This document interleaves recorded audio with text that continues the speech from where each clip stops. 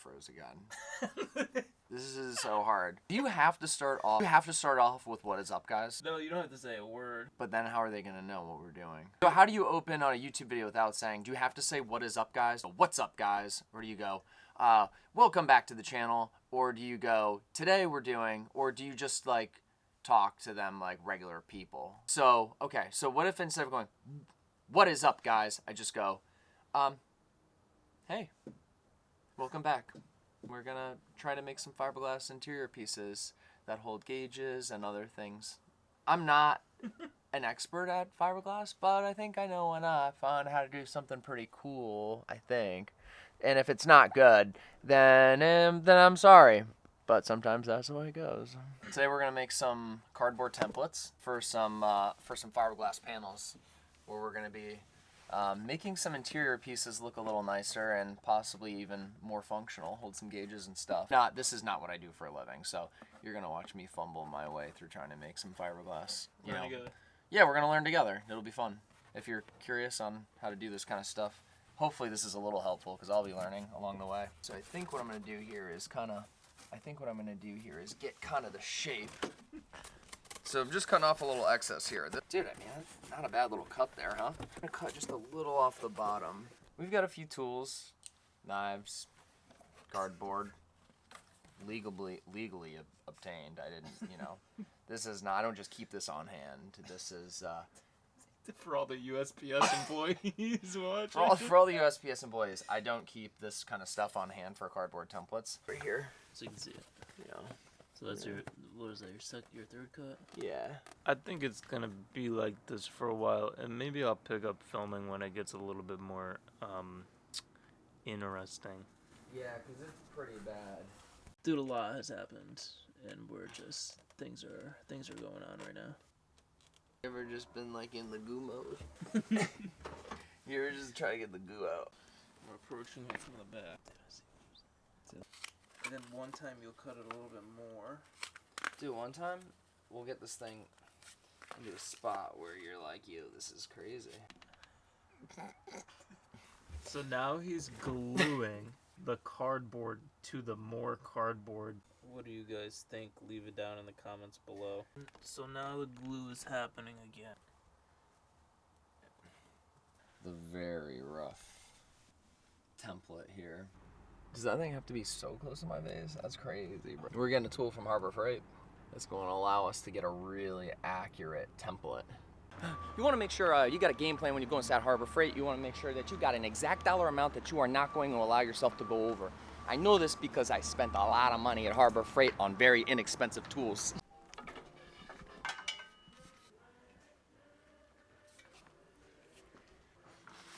That's the thing, huh?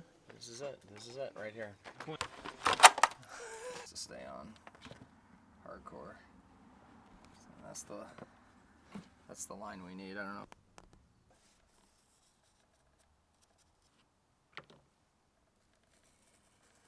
Arts and crafts.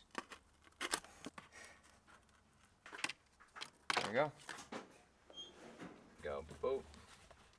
Just like that. I'll drop this thing in here. Yeah, that's it.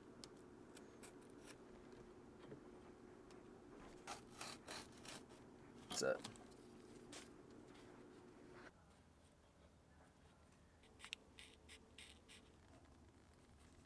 So we're back. Kind of getting the shape of the passenger side now.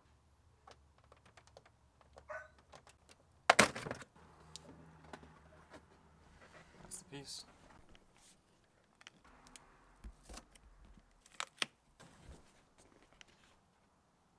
Gotta be in fourth gear there. There we go. Not bad. Looking for underglow. We're looking for Yeah. You remember the last thing that we were doing in this fucking video about we are at AutoZone. We're gonna get some fiberglass to continue the get some fiberglass to For the fiberglass center console, like. Oh, okay, yeah. Before you Right? make them do anything. Sorry. yeah, so we gotta get fiberglass. So let's see here. We got 8 square feet, and this is 9.5 square feet. Dude, I think we got the stuff enough to get started. I do believe that. So yeah, you guys are making a fucking center console thing. You have no angles that will prevent you from removing it. Unless you plan on destroying the original plug. They sell shit that's called release agent, but it's also like wax. I would almost say you're better off like putting painter's tape all over the cardboard. What about just like a regular Vaseline? Yeah, like that's probably a great. I would Google it quickly, but something like that. Well, Brian, I really appreciate your help. Yeah, no problem. Yeah, dude, seriously. I love you. Merry Christmas. Love you too. Merry Christmas. Good looking guy. I guess I should keep this in the light, right? So, hopefully, most of that phone call picked up on camera. Brian basically said, we need a release agent, need to coat this thing. He said a Vaseline could work or something similar. Rather than going to the store and buying some stuff, we might have something here. Ensure that the fiberglass is not going to adhere to it permanently. It's something that I think we both thought about, but just didn't, we don't know enough, you know? Nice tidy little edge on it. Yeah. We were saying that it's kind of nice, like, right here, how we're not folding over the edges like this. You know, we're not doing any of this stuff because that would deform the shape of this. We're cutting around. And it takes some time, but, like, this kind of work, like, eye-level work is, like, kind of nice. Got the tape all on for the smearing. Right now, yeah, we're just getting a little bit of the goo on it. Probably looking at this stuff thinking, wow, that's a lot of goo. This is the first cut. I think that I'm gonna work with smaller pieces. I think it'll be a little bit easier to kind of like, you know what I mean? Patch up, get into place, you know, because like trying to get this thing into the exact shape of one of these planes, It's gonna be crazy. I think will be too difficult. I am just like not good at, you know what I mean? But like maybe I can like fold this over. That might be acceptable. Yeah, I guess it is. That's not our dog. This is just like a dog.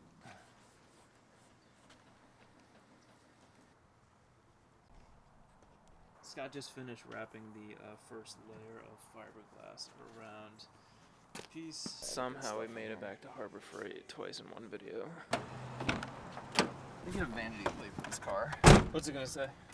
Just gonna say SRY, SR5. Sorry, SR5. Chip brushes and these whatever shop weirdo brushes, whatever they call these things. Thank you, Harbor Freight. Got the resin, got the hardener. We got a lot of hardener. Went a little goofy, so I don't have much time to get this on and set. Yeah, well, so it's been some time. The last layer of resin has not dried. I'm wondering if it's the petroleum jelly. Well, here's the thing. If I didn't use the petroleum jelly, the fiberglass would be permanently adhered to the cardboard. The first layer of fiberglass is dry, and now we're going to just trim it up a little bit, and then lay down the next layer. We'll see what that looks like. I think the next layer of glass will go on a lot nicer than this one did because, you know, we're not going onto the petroleum jelly now. I think it'll set up a lot nicer. You can already see right here on this side how well that petroleum jelly will allow this glass to lift. This is really cool. This is my first time using petroleum jelly, so thank you, Brian Hall. The last time I tried to just painstakingly lift the tape, you know, off the back with the carbon piece, and it really was a nightmare. It's nice because the loose fibers should, you know, we'll get kind of like set up this time around. Any loose fibers from the last time, kind of move it around just a hair.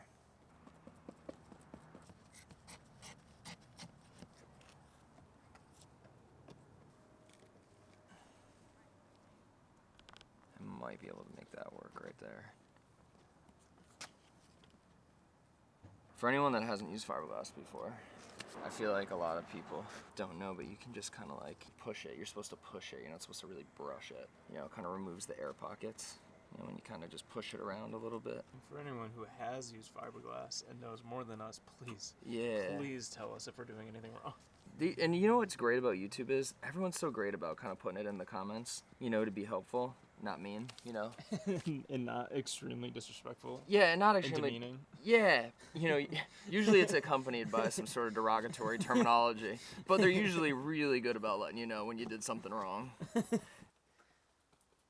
We're working the other side. the more we're doing this, the more we're learning how much hardener to use and how much resin to use to get the most out of our materials so that we're not just blowing through materials. Slowly but surely making our way through, and it's gaining rigidity, which is really cool. It's starting to feel like an actual piece. It's cool to see it in cardboard, and of course it's clean in cardboard. You know, cardboard is a clean material, but seeing it, you know, all yellowy green in glass, like really gives it that like kind of like a real feel to it. Then we're gonna trim it up, wait for it to set up, trim it up a little more, do another layer, maybe even a little sanding. I think that would help the next layer go down really nice and clean. Almost goofed it. Just kind of knocked down the long stringy stuff on the corners. This side I did in one sheet, you know, kind of for the most part one sheet. It's a nicer finish, obviously. This side is a little bit, got more planes, kind of more depth, because they did a few different pieces, just trying a couple different methods, see what happens. I think that we're gonna knock it down flat, and after knocking it down flat with a little orbital, we're gonna do the best we can to use, you know, bigger pieces to make it a smoother, kind of even finish. Dude, so far so good. That's how it'll sit in the car.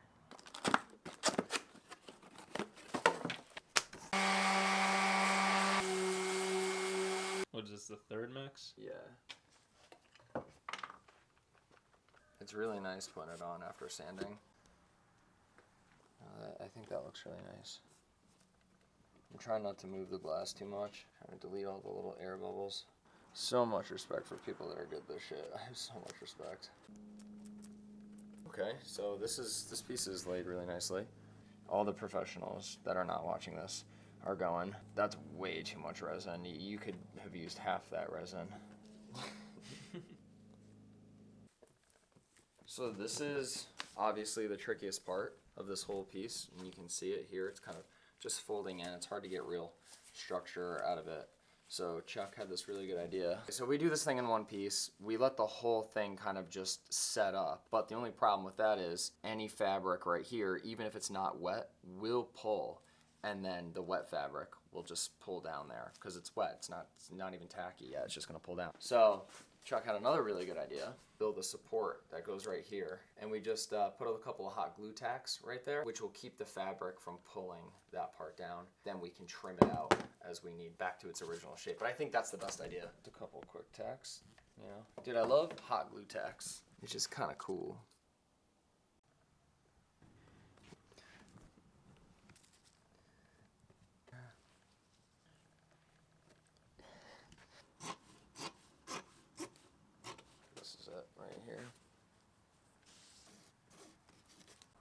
You let the resin run over the edge, you know, of the cloth, you know, like that. So then that way we can just trim it.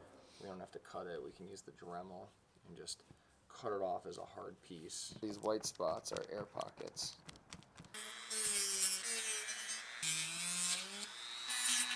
Now that we got our first excess trim off, we've got, you can see a little bit extra here on all the edges. I did that because this next cut is going to be a more important cut. Off all that extra fiberglass off the sides is going to be really important to get a nice clean edge there so it won't hinder my hand or the Dremel.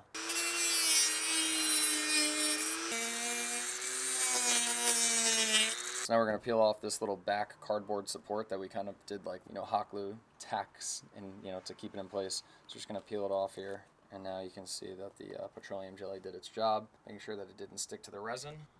And now we can see where our line is.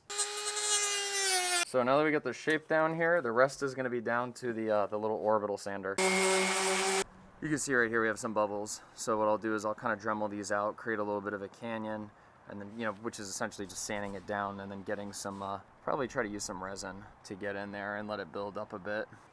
So now we got, you know, we got this side. We're going to hit this side. This side's got a lot of, you know, resin and glass on it, so I think we'll be able to cut pretty far.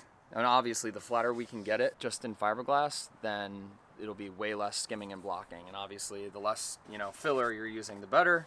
So we're just gonna get this as flat and as absolutely true as possible. I just kind of cleaned up the edges.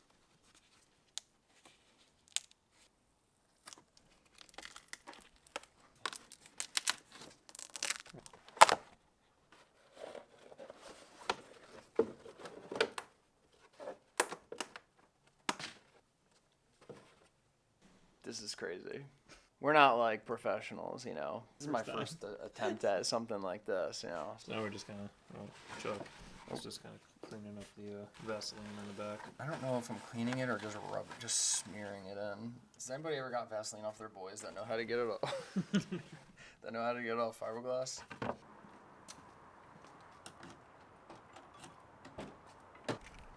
What's last time? Was that it?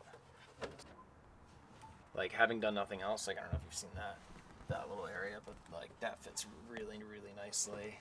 And then this up here fits pretty damn well.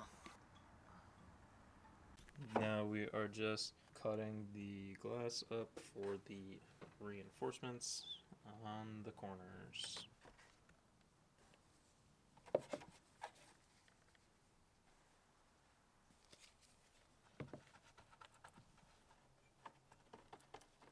Now he's cutting glass out for the edge buildup for where we're gonna blast some screws through this thing. Yeah, there we go, kind of like that. 1, 2, 3. Mixing up the go. Go. Mixing up the go. It's just the way it goes. Layer number 2. Guess what layer it is? Layer number 3. Another quick test fit here, and you can see that adding the glass on the inside has changed the shape just a little bit, so it's created some gaps and some edges.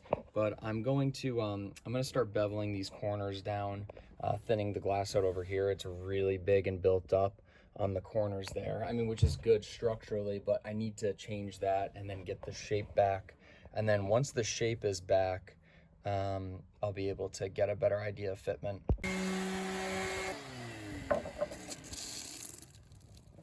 Now that we're test fitting after beveling the edges, you can see that this side sits absolutely perfect.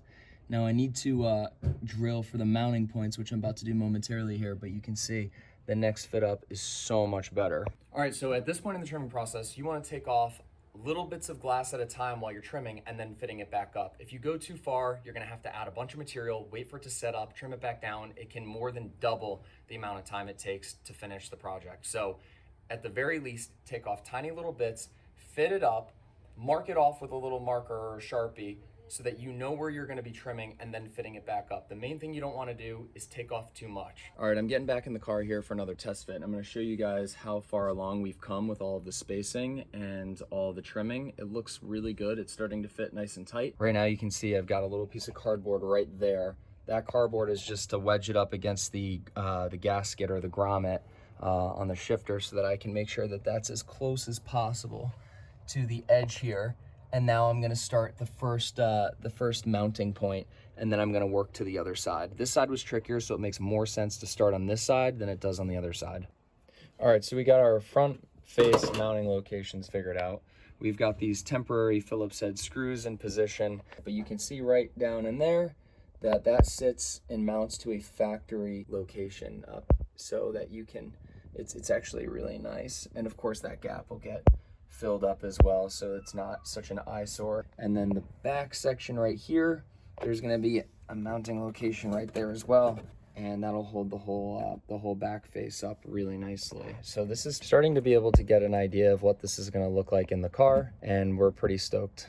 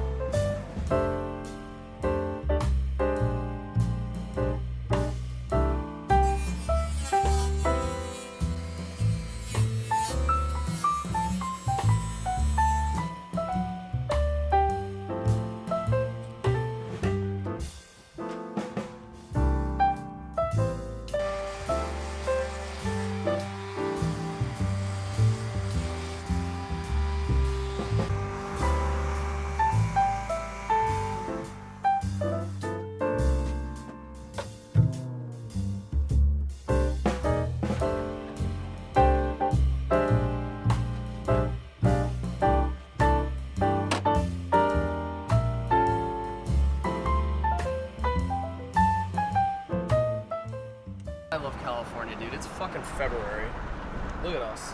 So, when was the last time I was on camera? Doesn't matter. Scott and I headed to, don't even know the name of the place. We're headed to this little paint store to grab what will be the coating that we're using on this fiberglass situation.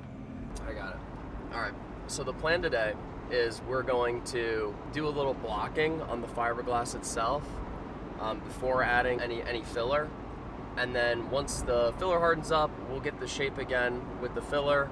Hopefully we'll have it coated today. We'll see. And then installed today, which would be really cool. At the worst case scenario, tomorrow. But for your sake, it's all gonna happen within the next 10 minutes.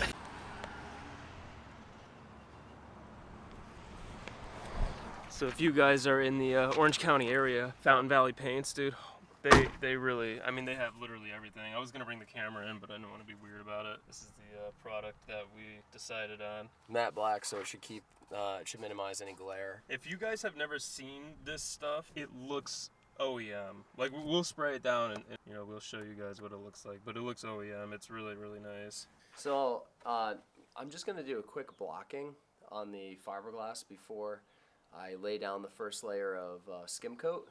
And what I'm doing here is, and you'll notice I'm not using the orbital because you really want to go pretty slowly along the edges, otherwise you'll go through pretty damn quick. But one of the things I've been doing is I've been working it in a cross formation like this. And when you do that, you can bring down all the highs. And you don't want to chase the highs down until you burn through. But that's why I'm doing everything like by hand here. And then I do it this way. And this is a good technique to get everything flattened out. And the one thing you really want to make sure is you let it float off the edge like this. You don't want to try to follow it down, because when you follow it down, that's where you screw your lines up. So kind of just a little cross motion like this. Like this. Once you get past, you know, see here, this is all shiny right there. Once you get past that, and you get it all flattened out on the sides like this, and you're letting it float, and then I'll kind of like feather it very lightly. There you go. And that's a nice flat edge right there. So you can kind of see here, like this would be a low spot. The you know, sandpaper's not really touching this area specifically. If you've never done any sort of sanding before or anything, like that's what you look for. Yep. And if you've got a lot of resin built up top, you know, you could probably get that down, chase that down, but I really don't want to take a chance and burn through the glass. So instead of chasing the highs all the way down through the lows, I'm probably just gonna let the skimming and blocking do the work for me.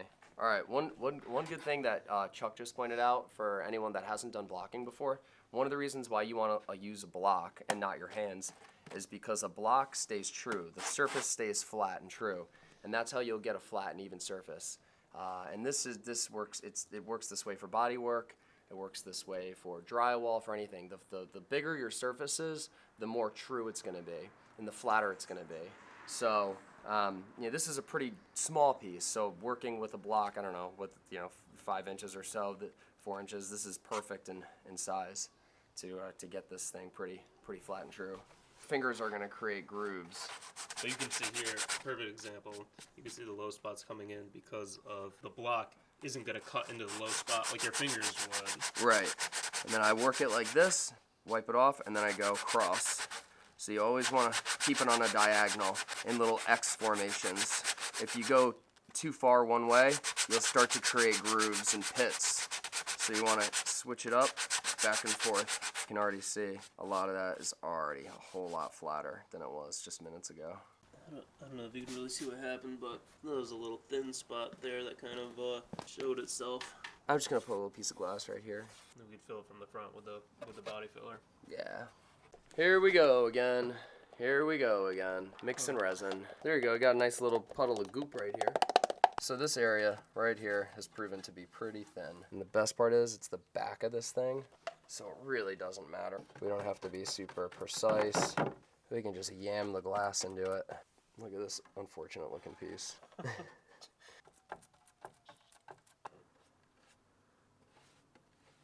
You know what's funny about this process, dude? It never ends. Yeah, you can do this infinitely. No, you can just do this infinitely. Like this process, the more you do it, the more glassing, the more pinholes you chase down, the more true you can get it. You can make this thing perfect. You can chase it almost infinitely. All right, well, I'm gonna do the first layer of skimming now. I feel like this is in a pretty good spot. There's some lows, but I'm not gonna keep chasing those and getting glass. So I'm gonna start with I guess what you'd call kind of like the final stages of this thing. So it'll be pretty neat. Just a little alcohol here. And now we're just gonna do a quick little wipe down. Wow. My goop. So listen to that. Can you hear it? Do a little pro tip from not a professional. Dude, squish your hardening cream up before you open it up so it doesn't just get all watery on you when you squirt it in there. Part of the way I do this way is because I'm not a fucking professional and I never know what I'm doing. I got this piece of plastic. I don't even know what you'd call this plastic. Like, it's like a really thick piece of plexiglass. And I've had this for 3-4 years now. I used it on my entire RX-7 Aero. It's super nice. I got it from Taps Plastics in Fremont. And this stuff it's nice and thick, so it doesn't feel like it's bending while I'm doing this like a lot of those mixing pads do. See no green in it. It's all one uniform color. And then it's time to lay it on. So we're gonna go one panel at a time with this. I think I'm gonna start with this panel. I'm sure there's a lot better ways than the ways that I'm doing this.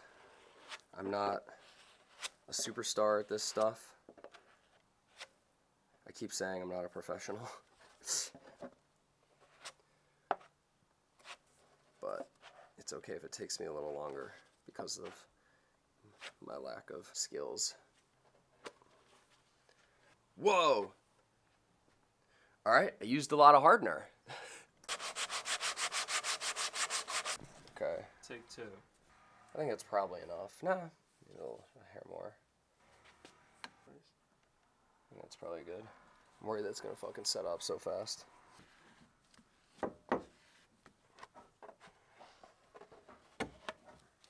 This is a real tricky corner.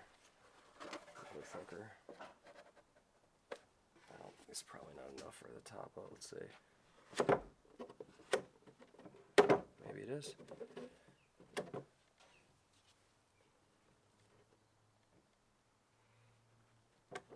There you go, I'm throwing down the goop. Got a big old tub of goop. Whoa, whoa, this is a strong goop. And I'll work the top side.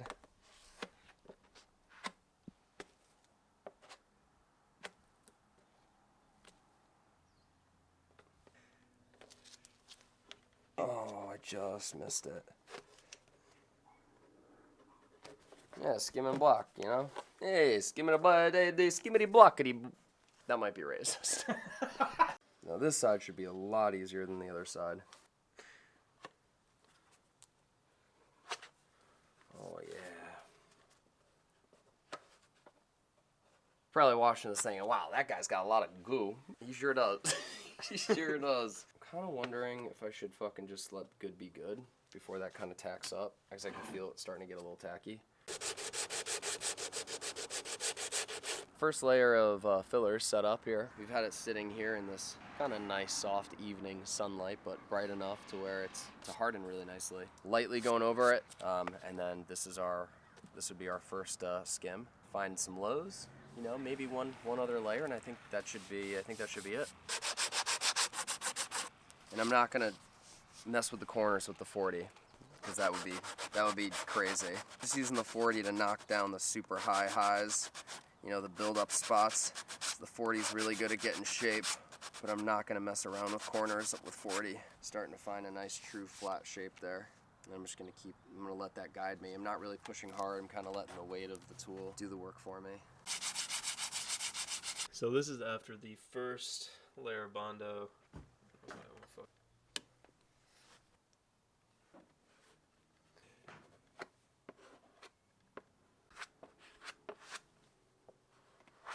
So I think we got the last little bit of filler on the piece today. Hopefully we don't need anything more than that. Right now I'm just kind of cleaning up the old block, my old mixing block. Already it looked really good after the first layer. I didn't think it was gonna look that, you know, tidy. And then tomorrow in primer, you guys will get to watch it right next to each other. So it's the next day. Scott's already out here ripping away, sanding. I don't know if you could tell, but he and I are both kicking a flu potentially, or a cold, or something of the like. More sanding. So Scott's breaking open the filler again, hopefully for the last time. Yeah. Do we need to film this? Got a couple of low spots that I'm gonna kind of work on. Obviously, you can see this right here. It's not feather edged. It's a really hard line, which is obviously gonna show up through primer and paint. Everything needs to look feather edged like this, like this. This is pretty feather edged, kind of nice marbly. That's a little hard. That's an example of a hard line that'll show through. So I got to work that down a little bit more, but this should be the last time the filler's open. Guaranteed this pass won't cover up all the pinholes. We'll find more, but at some point you just got to be able to, like, you know, where do you want it to be? Like, when is good enough? I don't need it to be show quality. So he just kind of went over and laid down hopefully what is the final coat of filler. You can kind of see where, you know, the high areas are. So we got to wait for this to set up, and then what, Scott? More sanding. Yay! Well, this is it. This is the final stage of blocking. It could look, I mean, you could keep going with this. Like, there's areas I could just keep going with. There's a little spot right there. But I'm kind of thinking, like, you know, how deep do we want to be in this? You know, hopefully the high build primer filler will do its job for the most part. I don't expect it to get everything, but I'm pretty happy with this. It's pretty straight. We already drilled some holes for the mounting points on the Integra. Same right there, the black dot that I put in Sharpie, and then right there. And then those will be where it mounts, little fillers poking out. Yeah, they were drilled, they were filled. Dremel works best for something like this because this won't chip the glass. This will kind of just gently, you know, shave it away. Versus if I got in here with a drill bit and went through this, it would just destroy the face and the fill job we did.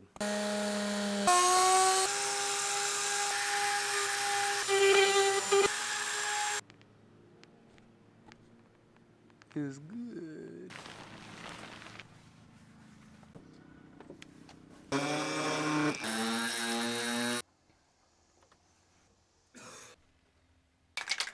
So we're here in the crevice.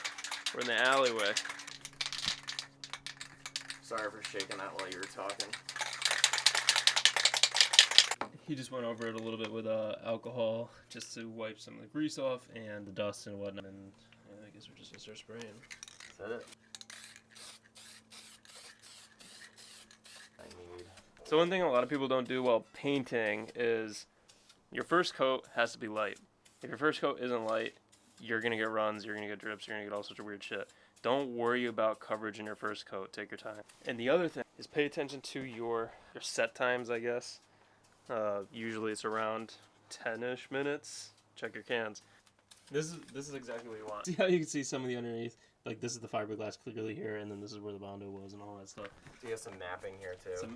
Exactly. It's exactly what you want on your first coat of primer. So we're going to do 2 lights and 1 medium wet. So, come here often. Yeah. Alright, here we go. This is coat number 2. Big Instagram guy.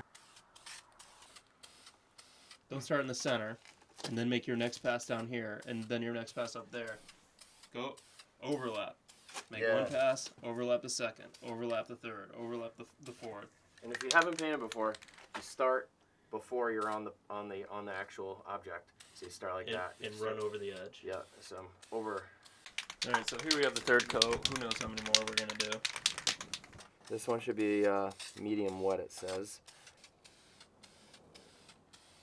He's got this primer little piece of bacon out here in the sun. So we have some 400 grit sandpaper. We will be using this to knock down the highs on the primer, and obviously scuffing it for the paint to adhere to the primer. Sanding is done. It's all blocked down. So there's some spots, you know, you can see some burn through over there. See some right there. Little pinhole right there. I don't care. Alright, so we're back in the crevice.